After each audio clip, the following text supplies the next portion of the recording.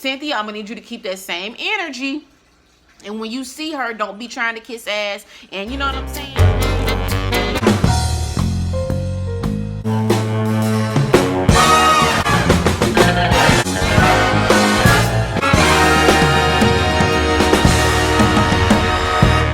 Hey y'all, and welcome back to my channel. So today we are going to be reviewing the Real Housewives of Atlanta episode 3 from last night. If you missed it, you must have been under a rock. So I got my tea this morning and I got my jacket on because I'm finna go. But I said, let me hop in front of this camera real quick and talk about this episode. It wasn't that interesting, to be honest with you, but we still gonna talk about it. It was a couple things that came up, so let's just get into the video. And before we get started, just in case you're wondering, I'm drinking some organic chamomile and lavender tea. I think I got this at Kroger, but it says it settles your nervous system and relaxes your digestive system, especially good when stressed or tense. So it's Monday, you know how Mondays be. I was like, you know what, let me get me some little stress reliever tea to get just to, you know what I'm saying, just to get me through my day, okay? All right, so Eva and Cynthia, so they went to go look at this little house or whatever. And first of all, Cynthia braids was cute. Okay, she had the little blonde on the ends and she had like some little design on that one. Okay, Cynthia, she be coming through. Like she be doing what she need to do when it come to her fashion. She not like a top fashion girl, but she be, you know, she be doing what she need to do. So those braids was cute. Eva, baby girl, I know you pregnant, but did y'all see what she had on? Looked like she had on some sweats and I don't know what Eva had on. Like, I know you pregnant, but this is your job. You knew you was finna be filming today. You couldn't have put on something cute? No. And Eva, her fashion do be questionable, so I'm not surprised. I'm not surprised. But basically, Eva has to live in hiding. She was explaining how her sperm donor is a stalker and her husband is a defense attorney. So he may get some people that want to try to come after him, you know, down the line. So her biggest thing with moving is security, which I do understand. Eva girl, I feel sorry for you because I would not want to live like that. You know what I'm saying? Who want to live and they always got to feel like they looking over their shoulder, or you know what I'm saying? Like you just don't feel safe in your own home. So girl, I hope you definitely find you a house that is gated, obviously, and you know that you can feel safe. That's the main thing. You need to find something that you can feel safe. Okay. So next, Porsha and Tanya. So Tanya is back. I almost forgot about her because she's not in the you know, the little picture, the little of all the housewives holding a little peach or whatever. So Tanya, she must don't have no peach, but she's just a friend. But I love Tanya. She's very cute. She's very stylish. She be having her label. She have her designer. She came on as Nene friend, but they fell out last season. So now she got cool with Eva, but she was in this scene with Porsha. So I guess her and Porsha have, you know, kicked it off. Porsha said that her and Dennis and Tanya and her boyfriend be hanging out and stuff. So I think that was cute. I love Tanya. But, and they didn't say this in the episode, but I saw it like online that she had got into a real bad car accident. Tanya did, and I guess she was like hurt and everything, but she obviously has fully recovered, or maybe we haven't got to that part of the season yet because she was in a very bad car accident, but she recovered and she's good. So but yes, so she did say that her and Nene are not friends. Surprise, surprise. Nene always getting into it with somebody. And basically they were just talking about Porsha and Dennis' little situation, how she just don't understand how he could do something like this because they was doing good. Like they was going places. They was, you know, getting along pretty much. So she don't understand. But I know what happened. Do y'all remember last season when Porsha was saying that she didn't want to, you know, do it with Dennis or whatever? She didn't want to have sex, like toward the end of her pregnancy, which I totally understand. But I bet that's when he stepped out, because she had a picture. She looked like she was almost 9 months pregnant, and she was saying that that was around the time that it happened. So, and he said that she was not emotionally available, and that's why he did it. that's in men terms, that means you wasn't giving it up, baby girl, so I had to go get it from somewhere else. So I'm not sure if he husband material, because if you gonna run out on her every time, you know, she not in the mood, or, you know, then that's not good, Dennis. I mean, damn, the girl was pregnant. You couldn't, she probably wanted to do it, but she just, I don't know. He should have been able to stick it out with her. You know what I'm saying? So whatever. But and she said that she haven't never been in a situation like this. I guess she mean where somebody cheated on her. But Porsha, I remember when you was into it with Cordell. So my question is, I wonder, would you want somebody that's controlling and not a family man? Because that was Cordell's issue. He didn't even want to have no kids for real. Or would you want to deal? So would you want to deal with that, the Cordell issue, or would you rather deal with the cheating issue? So I swear, it's like it's always something in a relationship. If it ain't one thing, it's another. So, and some people can't deal with the cheating thing. You know, I almost would rather deal with, I don't know, I can't even say. It is some good men out there to where you ain't got to deal with none of that, okay? So don't be fooled and do not settle for less. Moving on. Kenya. So first of all, she has a beautiful house. It was so bright in there and it just looked modern, and I liked her house. She have a really pretty house, but she's a helicopter mom. You know, the ones that be hovering, you know, over every little thing they child do. Like her cousin came over there. She wouldn't even let the girl hold the baby. Now, but I'm not gonna get on her. I don't want my tea because my tea is hot, but I put a couple ice cubes in it. Hold on. She wouldn't even let her cousin hold the baby. Now, Kenya, like I said, I'm not going to get on you too bad because she's a first-time mom. And that's how I was with my first baby, too. It's like you don't want nobody to touch your baby. You don't want nobody to look at your baby. You know what I'm saying? So I get it. And maybe her cousin understands, too, because she's like, oh, you're one of those. So she know that there's people out here like that. But her cousin don't have no kids. So she may not fully understand. So, Kenya, I just hope that you... And I can't even say that because when you're a first time mom, you're not budging with that baby. So she's one of those, y'all. But yeah, she have some serious issues with Mark, her husband, and pretty much she only care about the baby. In this scene, she was mostly just talking about her and Mark, but he ended up coming on the next scene with her. He ended up showing up, and first of all, he is fine. Okay, that man looks good. Kenya, you did good. You did good. That man looks very nice. So she got her a fine husband. But them always be the ones that just don't know how to act. It's like, dang, it's hard to get like a total package. You know what I'm saying? Either they look good and they crazy, or they ugly but they super sweet. So it'd be a lot. But yeah, so he looks good. But Kenya, so he came over, right, and she was making excuses about why she didn't have no eggs and why she didn't have no breakfast food.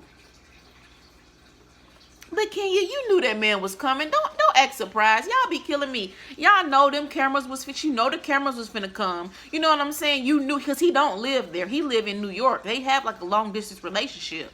Or he might live there sometime, but you knew he was coming.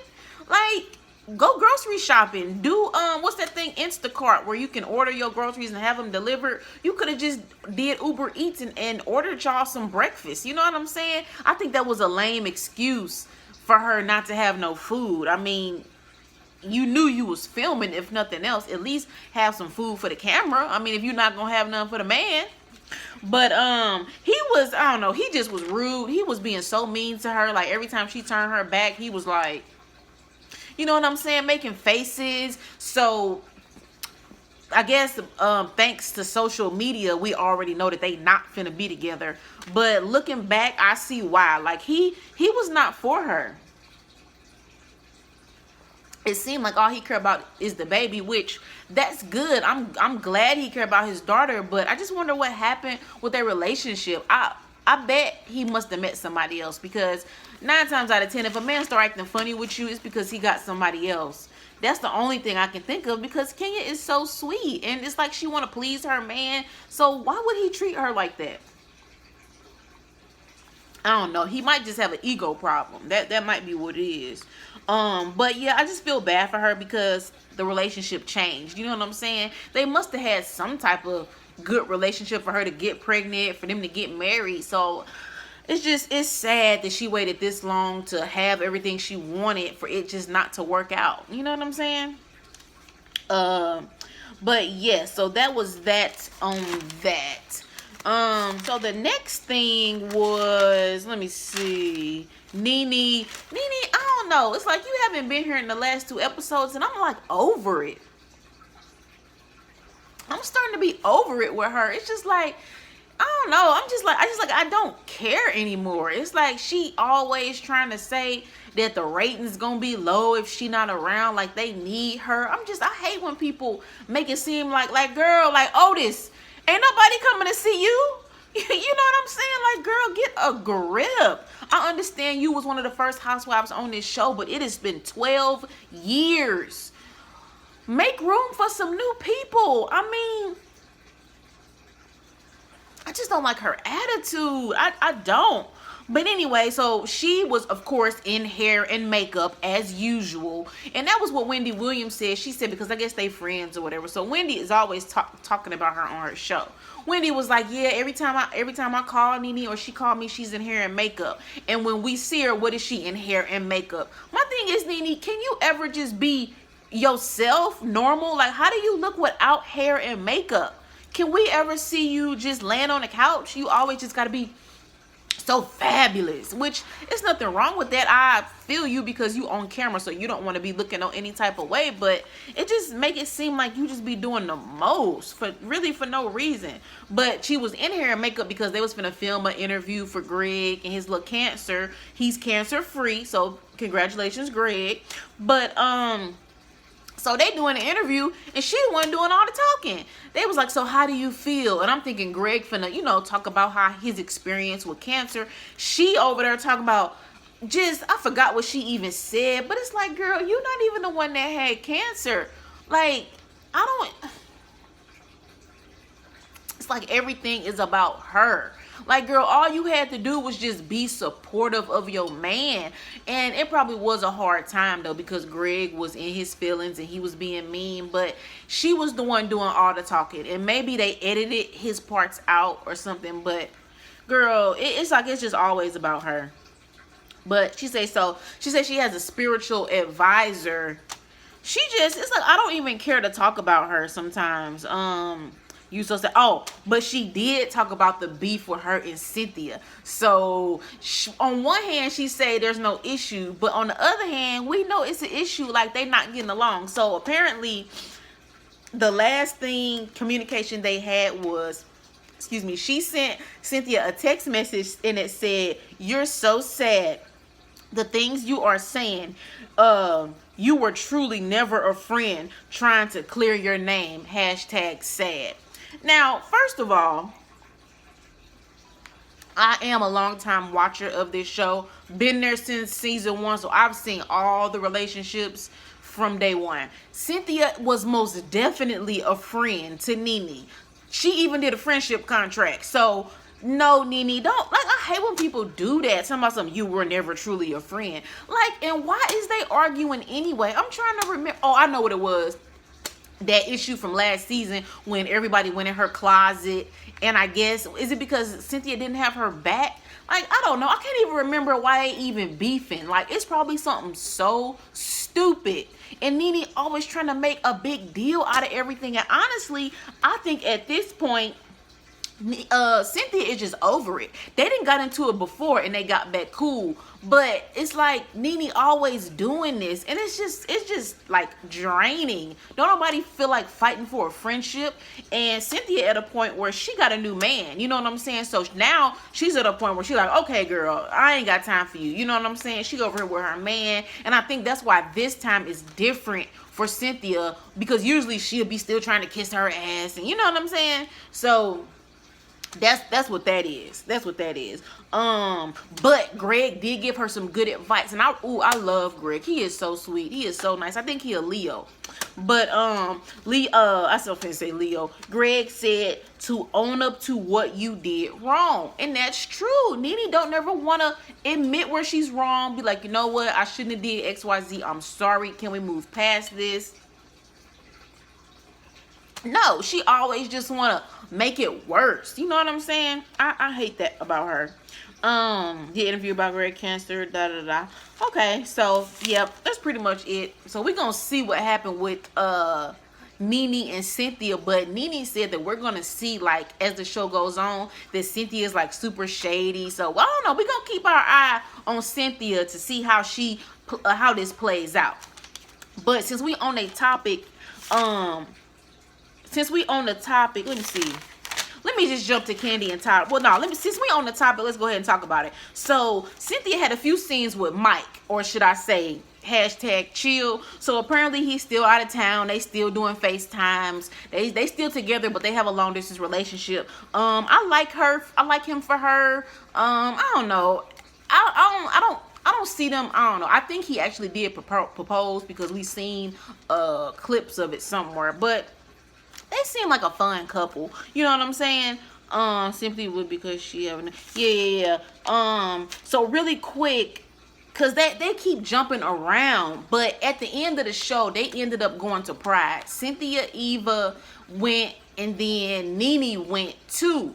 So right before they was getting ready to go, Cynthia sent Eva a clip of an interview that Nene did where she was just saying that, yeah, you know, I don't know why Cynthia turning her back on me, because when I'm your friend, I'm gonna always be your friend and can't nobody turn me against you. She was just saying that she feels like Cynthia is just a follower and is weak and is mad at, you know, trying to have beef with Nene just because everybody else was mad at her. Like, you know, when the closet situation happened, Porsha and Kandi was into it with Nene, so Nene felt like Cynthia was just on the bandwagon with the let's hate Nene train. But there again, Nene, no, that's not what happened. And what did you do? Like, Cynthia has been a friend, so you cannot blame it on her being on the bandwagon. Like, she always trying to put it on the next person. So Eva saw that or whatever, right? And this was right before they went to the Pride. So fast forward, they at Pride, right? And first of all, Andy was there. Bravo Andy. He's so messy. Gonna tell Nene something. You're gonna be so mad at me. She was like, what? He said, oh, because Tardy for the Party is on the playlist for the float. Because they went to Pride and they were gonna be on a float that was, you know, in the Pride parade in New York. So apparently it's gonna be music, and Tardy for the Party was on the playlist. He was like, oh, you're gonna be so mad at me. And she was like, oh, no, me and Kim, we cool, we made up. So, but Andy, you messy. So the show ended with, so Cynthia and Eva is on the float, and then Nene is walking around and ended up going where Cynthia is, and then it cut out. So I don't know if they spoke. I don't know what happened. But Cynthia, I'm going to need you to keep that same energy, because she has been doing a lot of interviews. She even did an interview with Speak On It with Kandi, you know, just saying that she's pretty much over the friendship. And if she don't want to be friends over something so petty, then they don't have to be friends. You know what I'm saying? So Cynthia, I'm going to need you to keep that same energy. And when you see her, don't be trying to kiss ass. And you know what I'm saying? So we gonna see. We gonna see about that. Real quick, Kandi and Todd, I mean, I wrote a couple notes about them. They really were just talking about their surrogacy. What else? Let me see. Kandi doesn't agree. Oh, and then Todd had a little issue where he took his daughter to the strip club. And Kandi did not agree with that, which I don't have an opinion on that. I mean, she's 23 years old. So, and then, but overall, I think Kandi is a good wife. The way she treats Todd, she puts him in a position to be a man. You know what I'm saying? She don't walk over him. She don't yell at him. She never makes him look bad on camera. So, I really like that about Kandi. But yeah, that was pretty much it for this episode. Marlo was there. I didn't speak on her, but she was there. Yep, and that was pretty much it, y'all. So I gotta get up out of here. I'm gonna be running late because I had to talk to y'all. But if you made it this far, please subscribe to my channel, like this video, and I will see y'all next time. Bye.